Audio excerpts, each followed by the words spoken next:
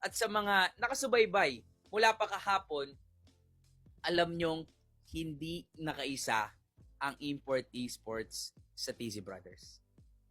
Never nakaisa ang Import Esports. Siguro kanina na yung masasabi natin closest na nakahabol. Dahil yung day 1 match nila, I believe yun yung 14-1 yata ni Carl TZ sa kanyang Suyu. So, isa pa yun sa mga abangan natin. And because of this Harley ban, I mean, it makes sense na baka Suyu nga yung priority. Or, Saber. even, hindi, wag yun Saber. Wag Even yun. Phobius, actually. Pero wala silang problema dun sa Harit eh. I mean, baka nga Suyu yung first pick. Matik Ayun, na yan. okay. Matik Wala na na, yan. yun na yun. Lock and loaded na agad para kay Kuya Carl. Chessman na para ding si Carl gumalaw. Diba? Pwede ka Chessman ha. Iba yung galawan mo ha. Parang pwede ka. Kagaya mo gumalaw si Carl TZ ng MPL. Para siya din si si PHI Nepomuceno. Yung iba din eh. Oo nga, parang siya din. Ibang klase din Oo. gumalaw. Pero sa Import Esports, ano yung pipiliin nila dito? Phobius is open. Pwede ibigay ulit nila kay Kirk. Tapos, kuha din sila dito ng strong roam. Pwede nga yung Khalid. Pero si Kuya Few, parang MMR to ha. Well, Valentina kasi, ano pa rin eh, mako-consider talaga natin na top mid lane ngayon ang Valentina dahil sa hindi lang kasi malakas siya in-game, pero nakakapag-set siya o nakakapag-prevent siya ng certain types of heroes or certain lineup from the enemy team. Kasi yung mga Grak, ayan, nababawasan yung chance na kumuha ng Grak ang TC Brothers dahil sa mga heroes like Valentina kasi makokopya lang yung ultimate. Pero we're talking about Chamohi here na kapag binigyan mo ng yung parang sa Matrix yung blue pill, red pill, pag binigyan mo siya ng Hylos o Grak, walang pangundangan, Hylos yung kukunin. Diba? Hylos o Hilda, Hylos yung kukunin. Hylos Cupra, Hylos yung kukunin. Mga ganong bagay ba? And Hylos all the way. isa si JP sa mga sobrang naging successful sa paggamit ng Hylos. Imagine, naglalakad lang yan. Hindi yan yung tulad ng mga Cupra na tumatalon at nagsisit. Pero ang laki ng impact na ginagawa ni Daddy JP. Yun nga yung nakaka-amaze sa kanya eh. 'Di ba? Kasi, yun yung nakatayo na nga lang, tas hindi siya pindot-pindot, pero sobrang laki ng impact ni JP sa laro. 'Di ba? So, ibig sabihin, ganun niya kabisado tong hero na to. To the point na nakagawa siya ng play gamit tong hero na to. 'Di ba? So, tingnan natin kung paano niya gagamitan or maximize yan because he is up against a glue. Technically, kailangan dito ng Import Esports mabigyan si Kelra ng pangtunaw. Pwedeng yung carry. Pwede rin namang makita natin siyang dun sa kanyang signature Beatrix. 'Di ba? Na maganda rin ngayon, actually. Pero for Import Esports, ang naging target nila is actually Sanji. Pwedeng another hero pa nga ni Sanji or pwede ring hero naman ni Flap. Yung Arlot, di na nila problema. May Phobius na. Uranus, baka. Kasi, mas inon na lang tanggalin yung lapo. Kasi, I'm thinking about the Uranus dahil may chance na mag-ban ng carry. Instead YSS pa ang tatanggalin ng TC Brothers. So, ito yung mga isa sa rising ngayon, Bruno. And it counters, I mean, hindi naman counters, pero it provides a decent laning phase against every other marksman. Totoo. So, yun yung pwede natin sabihin sa Bruno. Kasi, ano na to yung Bruno isa sa mga heroes na sobrang skill reliant sa user. And Kelra yan, wala na tayong question sa skill. Pero, ang quick answer ng TC Brothers, teka lang. Kala ko quick answer nila, Kala ko gulat ako. Ako din eh. Ayun. Ang quick answer nila ay yung Farsa at yung Alice. Pero Joy, para kay Kuya Kyrie, na matapang against sa Hylos and Alice. Pero maganda kasi you're up against a Suyu. 'Di ba? So, Yon. yung natural magic damage mo can penetrate dun sa kakulangan ng magic defense ng isang Suyu. 'Di ba? So, if mape-penetrate mo din at maaabot mo si Carl TC dun sa likod. 'Di ba? Kasi yun nga, sabi mo, ganda nung ang tapang ni Kyrie sa paggamit ng Joy. Kasi ang dami niyang obstacle na kailangan mo ng pagdaanan.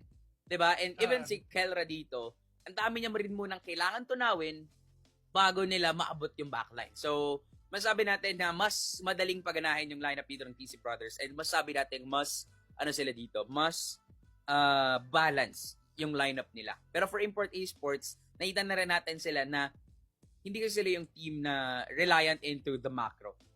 And they are a team na alam mong ipapanalo mo na yung micro tsaka magmamakro. So, tingnan natin kung ganun pa rin ba yung magiging takbo itong laban na to. Kasi para sa mga nagtatanong kung best of ilan to, best of 5 itong laban na to. Dito natin makikita, this will decide kung sino ang magre-represent sa Pilipinas sa parating na Esports and Nations Cup. Sa November pa naman yan, matagal-tagal pa. So, sa mga magtataka, paano sila lalaro doon? Kailan yun? May NPL, may ganito, ganyan, and whatsoever. No, matagal pa, sa November pa po yun. Diba? So, lahat naman ay falling into schedule.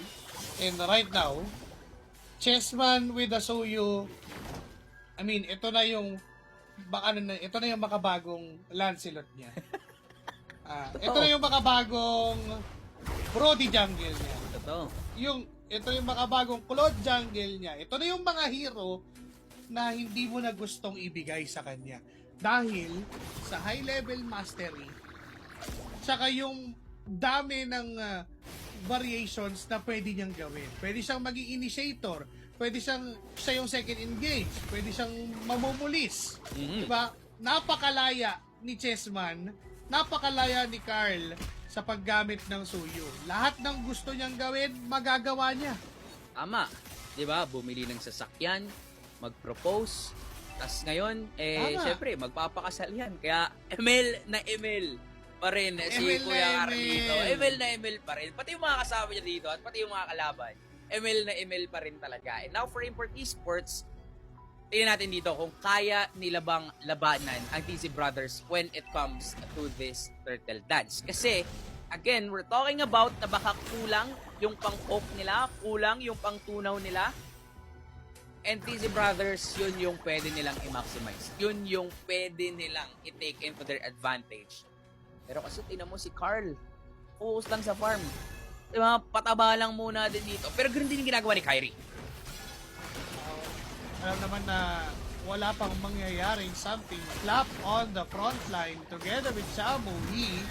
Walang bumabawas sa alis ni Flap. Now ready na lahat. Chessman secured. Shamu He ay mamamatay sa kamay ni Kyrie. Ngayon si Flap ay tuloy sa paghabol dito kay Baloyski. Sa loob ng tore, okay lang kasi sa dami ng bullets, mag-heal yan. Chessman still.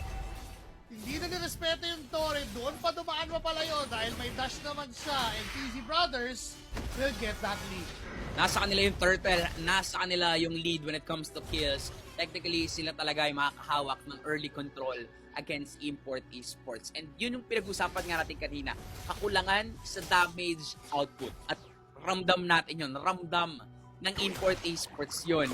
To the point na even si Flap, na ma-maximize niya pa yung skills na meron dito si Baloyski. Di ba parang hayahay pa siya, pero wait lang! Tinatamaan ng mga bulalakaw at mukhang lalaban ulit sila dito.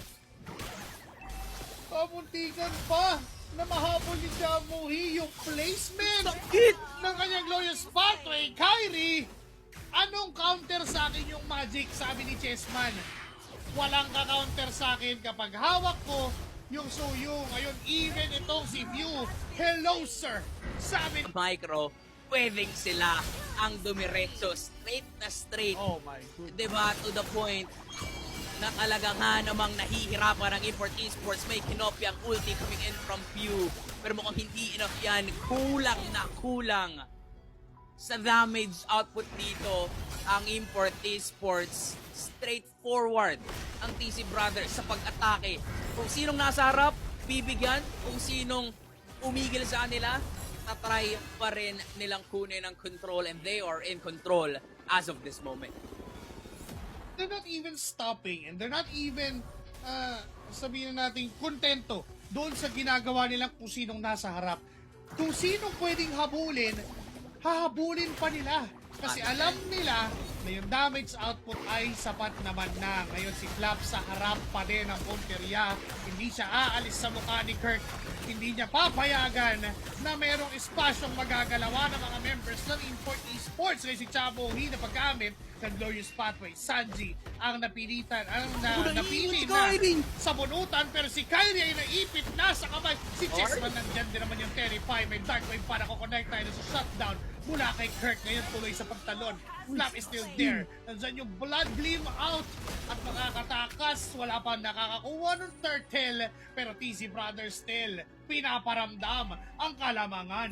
8-2 ang kill scores dito, at pinag-uusapan natin, lumalamang sa may kruhan, lumalamang sa team fights ang TC Brothers, and not just that, lumalamang din sila sa macro kasi nakakuha na naman si Super Macro ng Torre dun sa itaas. 'Di ba? Ito lang naman ang trabaho ni Super Okram. Mag-farm na mag-farm up until umabot na sa punto na kaya niya nang tunawin kahit sino pang haharap sa kanya. That is why for Import Esports, they're willing to give up the turtles and other objectives para lang mabigyan ng spasyo itong si Kelra. Pero ito na naman, si JP. Sa mga kasalanan na ginagawa niya, isa to doon. I-zone out mo lang yung kalaban. Yun lang yung gawin mo, JP.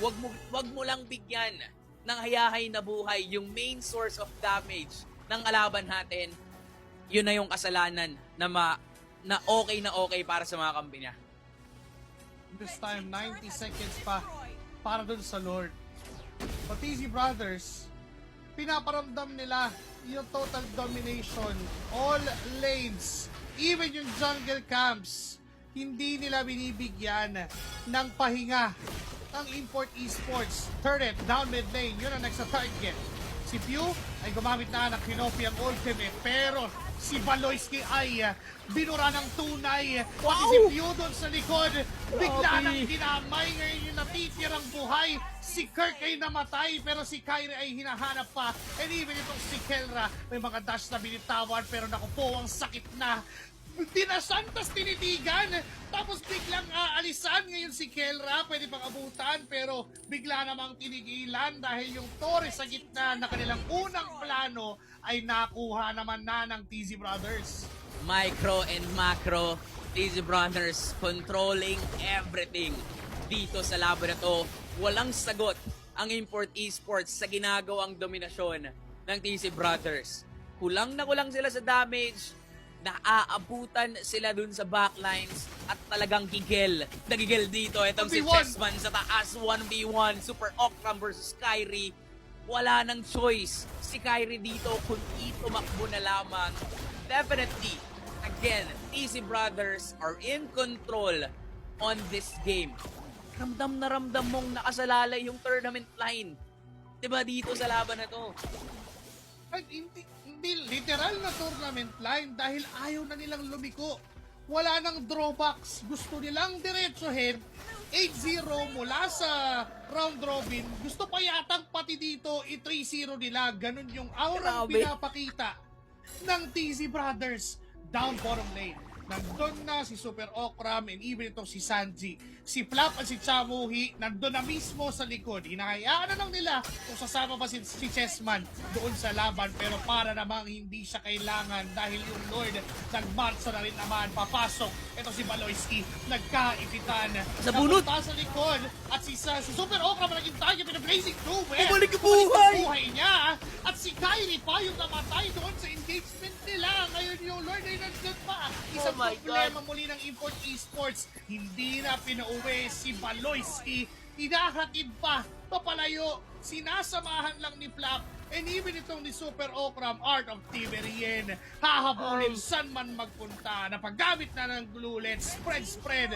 Tumangke na mga tore. Kelra pa ay nawala doon sa kamay ni Chessman. Mayat maya kung saan nakakakita ng papatayin, nakakakita ng kukuhain.